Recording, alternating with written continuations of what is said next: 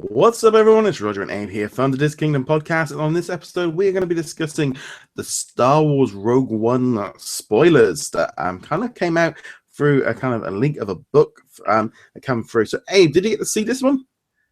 I kind of tried to avoid it, so Yeah.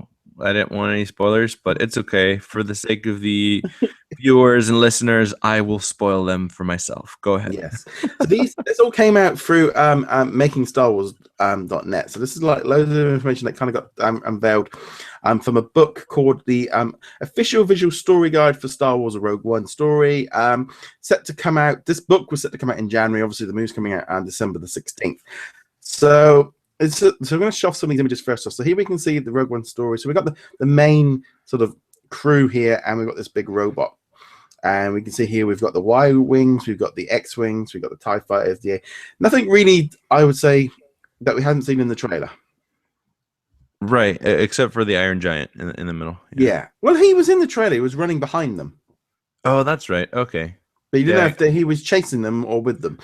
Well, you know what's funny? It's like when you look at the trailer, you really don't see him as something crucial or big. You just see the robot. But now seeing him in the very middle of this, book or poster or whatever they're trying to advertise, it makes him seem like there's more to him. So it's also, I find it quite interesting. Obviously, we've had BB-8, and it kind of looks like a decent droid, a good decent droid, a big one. It actually looks like he might actually be able to do something rather than just run around behind them. Well, I feel like he's actually they're trying to depict a lesser stylized robot to be the centerfold of this. I mean, obviously you had R2-D2 and C-3PO in the original trilogy. Well, this is supposed to be somewhat before it, so I'm assuming they're trying to go with a lesser, shinier looking droid. So, well, I think this is the thing with Star Wars. It's just the problem really with the prequels introduced all these droids. You had all these droids as the army, and obviously by the time we got to the original movies, there wasn't really, the droids had all become subservient and not really used. In some ways, you look back now and you think you can see the Star Wars people are like, we've kind of got this clone army and this droid army that we don't really want to use. Because we've got these different people from the Stormtroopers. It definitely feels like the droids, this is like the crossover period between the original and the thing. So it's a bit of an odd one. Yeah, no, absolutely. Yeah, definitely. Let's get onto these spoilers. Yeah. So we've got the Rebel Starfighter. So we've got this ship here. The Rebel Starfighter kind of looks interesting. Again, this looks like something like we were just saying between episodes 2, 3, and 4, doesn't it? Yeah. What is it called? The U-wing? I don't know. Yeah, the U-wing. Yeah. It looks like a U. Yeah, it's kind of like it's like a Rebel Starfighter. So it's nothing like too different to something we've not already seen. But it looks, it is called a U-wing. Look, it says down here. It is called right. It is called a U-wing. Well, I mean, it looks like it has the engines of X-wing, and it also looks like the middle section looks like it's part of a snow what is it called, the T-47 whatever. But the extra pointy things I don't understand, but that's why it looks like a U. We've also got the TIE Striker, which I don't remember this one. This looks like something slightly different than what we've seen before. Looks like a cross between I think the ship that with TIE Interceptor, is it? It's kind of a little bit more sharper. Yeah, it looks like the Interceptor and a regular TIE Fighter, crossbreed. It's like if they got together and they had a kid. There you go. Yeah, and so here we have this image here. Let's see if I can bring it up a bit better. There we go. Again, we've kind of got the robot in the front here, and it kind of gives you a little bit of information on the characters of who they are. There's also like some kind of looking Doctor Who kind of like guy down here. Kind of, it's just, I'm going to be honest, it just reminds me of the one of the characters from Doctor Who where he just charges into stuff. This almost looks like a big pile of misfits put together, to be honest with you. Yeah, it's an interesting one, and it's kind of, I like the what I'm really loving about Rogue One is that it's pretty much going to be a self-contained story, but it also looks like they could easily split them off and give them separate movies afterwards if they've got other missions to do. Mm-hmm. You can see here got a bit more of the Imperial Walker, so they're definitely sort of showing off. I think that was such an iconic vehicle to be using this one. It obviously looks like it's going to be a major part of this one. Oh yeah. So here we have the droid, the Enforcer droid K250, protecting the Galactic Empire's plans. So he obviously must. He either has the information or he's definitely got it on his arms. They do seem to love putting the information into droids, don't they? Well, I mean, yeah, this is the guy that ends up, carrying all the info, and I guess ends up being stored into R2 later. But yeah, it looks like he's the walking computer server to store all your info.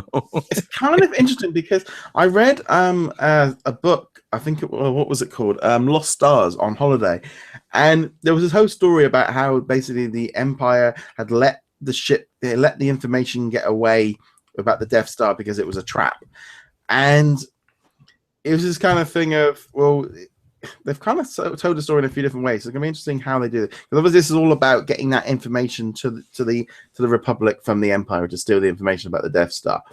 So that's between episode 3 and 4. So we know how it ends. We know they get it out. I just hope it's nothing simple like, Darth Vader went to the bathroom and left his USB drive there, and then yes, we got our information. Right, so this is a great image of showing off some artwork. So we can see here, we can see this guy a little bit more detail here. A bit too zoomed in. He looks, he kind of got like big teeth. So we've got 2 aliens on the team as well, by the look, as well as these humanoids. And just kind of, that's cool. You kind of got the X-Wing, the Y-Wing, and the U-Wing up the front and center. I like the fact that it definitely feels like it's within the Star Wars universe with having the ships and the Death Star. And obviously this rather large, overwhelming character that we already know about very well in the center there. Yeah. I guess the only question that I have is, like, do you think they're trying to create too much new things in a universe that's already established? That's my only concern with this. Because, I mean, we're seeing new droids, we're seeing new ships, we're seeing clearly new stormtroopers. I mean, it's just I don't know. I don't know how I feel about it at this point. You know what I mean? Yeah. But, I'm good. I think, like, I can understand. It's like this U-Wing. It would have been a great opportunity just to use X-Wings and Y-Wings and sew those toys to a new generation. I think they're constantly looking to try and have.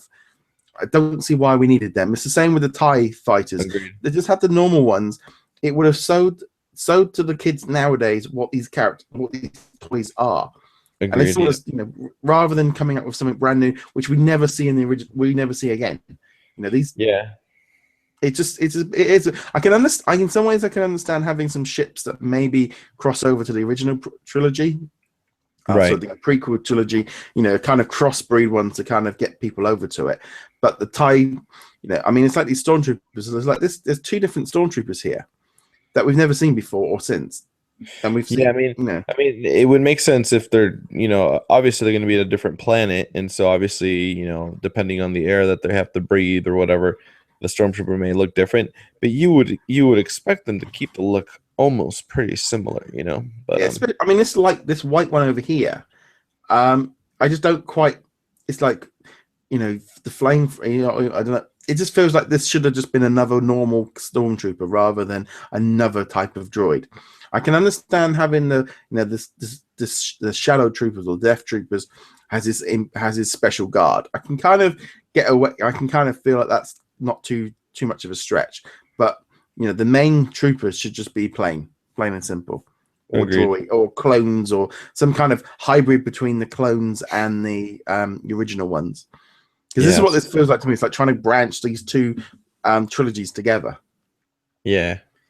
But I love the fact Darth Vader is prime slap bang in the middle, because I really want to see a lot more of Darth Vader, and I think it would help cement him as a major character for this generation. And I hope it causes him to come back to the parks, because they replaced him with Kylo Ren.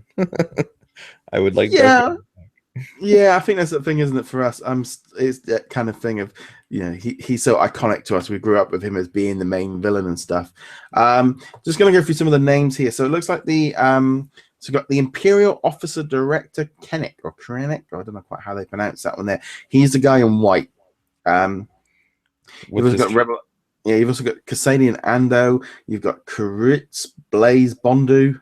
Yeah, you know, we don't really know, and a new alien called Pad. So I'm sure in about 4 to 6 months we are going to know these characters without a shadow of a doubt of who these people are and what they're doing. It's definitely an interesting one. Look at Kylo Ren. A year ago, we wouldn't have had a clue who he was. Yeah, no, that's true. That's definitely true. Yeah. I'm kind of hoping in some ways that maybe these characters will appear in one of the new ones, maybe a lot older. Tie in that way, you know.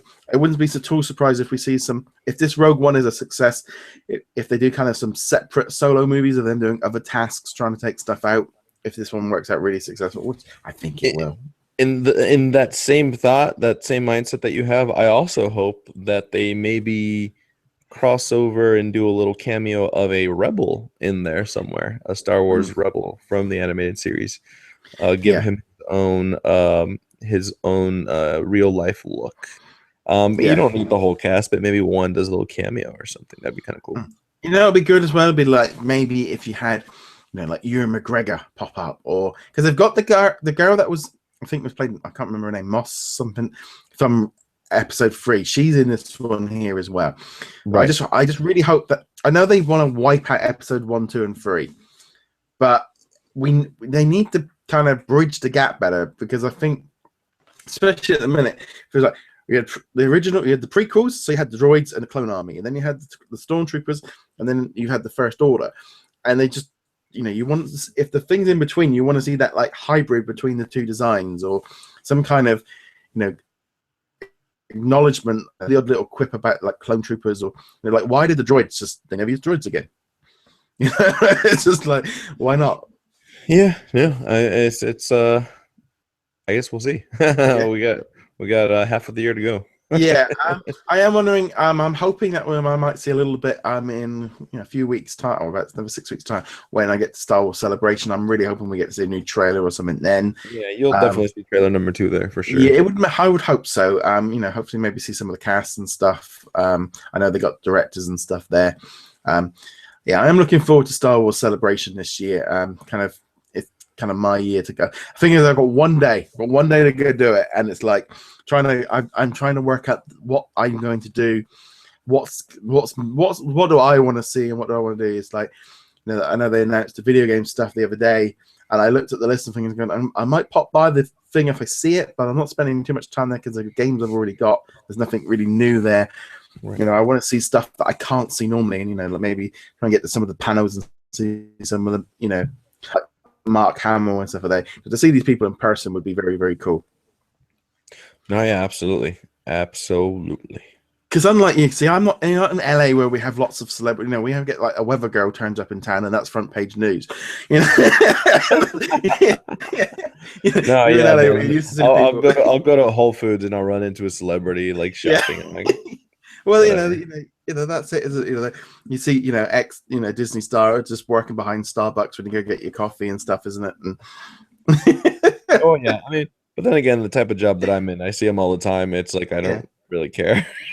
Yeah, it's like if I see one celebrity a year, I'd be lucky, kind of thing. Like, they've been on television. Yeah, for me, it's like, oh yeah, I saw LL Cool J yesterday. Yeah, we were talking on set. Yeah. No big deal. Yeah, LA people, eh? Whatever. It's definitely cool. Oh my God, the weather girl's here. Who? The weather girl's here. The weather girl. Well, anyway, guys, love to know your thoughts on Star Wars Rogue One. Definitely want to check that story out at DisKingdom.com, and also, like I said, think to Making Star Wars for that one, if you can find out all that information. I was really surprised it got out there, because I don't know if they're being maybe as secretive about Rogue One as they were with Force Awakens. You know what? I don't think so. I think they want to maybe do that, you know, not control it too much. Maybe have a few leaks go out and be okay with it, because you want the public to maybe get used to these new characters we have never heard of, because we don't really have that many nostalgic characters being tied into this. You know what I mean? So it's not like it's not like last year where it's like, oh my god, it's Han and Leia and Luke, they're all coming back. Oh, I'm so excited, yada yada yada. Yeah. So it does feel like I think they're having to do a different strategy, because the Force Awakens, it worked, but won't do this. They can't do the same thing for this movie because it's different. It's got a different feel to it because they're going back in time rather than forward with new stuff. Yeah, no, it's interesting. I mean, I'm a little concerned because of the variety types of characters in this. But aside from that, it still looks good. So I'm excited. Yes. What was I gonna say? Felicity Jones is definitely very intriguing in the way she's playing her character. I mean, she literally is rebelling, and that's perfect. Yeah. She's a rebel. So that's awesome. It's definitely going to be look cool. I can't wait to see Darth Vader in action. Well, as per usual, guys, check out Patreon as well, patreon.com/DisKingdom. I'm a big fan of Ethan over at sortofapps.com and Magic Band Collectors for being sponsors this month. And you get access to these episodes a little bit earlier than everybody else. And also want to check out Facebook as well. We've got all the different groups that we're into. You can find all the information over at DisKingdom.com. If you're on YouTube, hit that subscribe button. And if you're on any other device, listen to the audio version, you can subscribe there to keep up with the latest from there. And if you haven't already done so as well, you might want to check out our Infinity and Beyond podcast episodes that we do, where we talk about all things kind of video games with regards to Star Wars, Disney, and Marvel. And we shall see you guys in the later video. Laters. Adios. Adios. Adios. Adios.